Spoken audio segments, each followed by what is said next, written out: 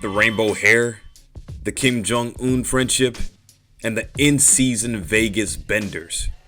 If you thought James Harden partied hard, think again. The beard had nothing on Dennis Rodman when it came to raging in the regular season. At minimum, this guy was the combination of James Harden, 40 Chads, and the jungle juice at your local frat party. But probably his most iconic or outrageous moment was a publicity stunt in a bookstore? I got more! This is a ClutchPoints original on the time Dennis Rodman claimed he was bisexual and married himself at a Barnes & Noble. In 1996, Bad As I Wanna Be was set to launch and Rodman went all over his memoir's promotion. Because of his strange marketing tactic, the book was a bestseller. Rodman was elevated to a new kind of fame. Of course, Rodman wasn't exactly a nobody before he decided to take a bizarre turn.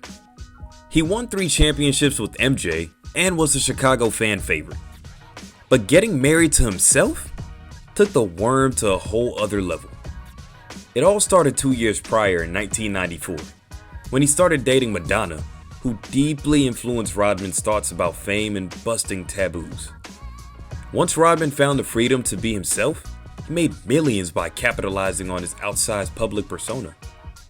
He became a fashion trailblazer and inspired people to be their authentic selves. Rodman's inspiration to promote his book by marrying himself came from Howard Stern, who had done something similar to promote his own book. After winning the 1996 NBA title, Rodman announced he was bisexual and would be getting married at a bookstore in New York, raising a lot of eyebrows. What he didn't reveal was who he was getting married to. The ultimate clickbait. Rodman's execution of the idea hit the bullseye. It was elaborate, to say the least. Rodman wore a bridal gown made in France and was escorted by a tuxedo-clad woman from a horse-drawn carriage into a Barnes & Noble. He expected a few hundred people to turn up. Thousands lined up on New York's Fifth Avenue to watch the spectacle. It was bedlam.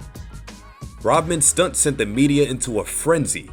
The entire world knew who Dennis Rodman was. It was proactive, gender-binding, and courageous. He was ahead of his time.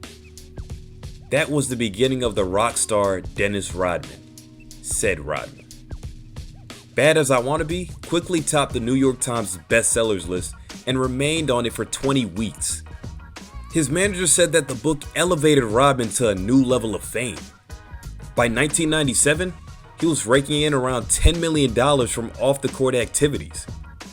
Fashion designer Sam Ratelli says, Dennis taught us something hugely important: to not give a single Rodman explained his cross-dressing ways in his autobiography.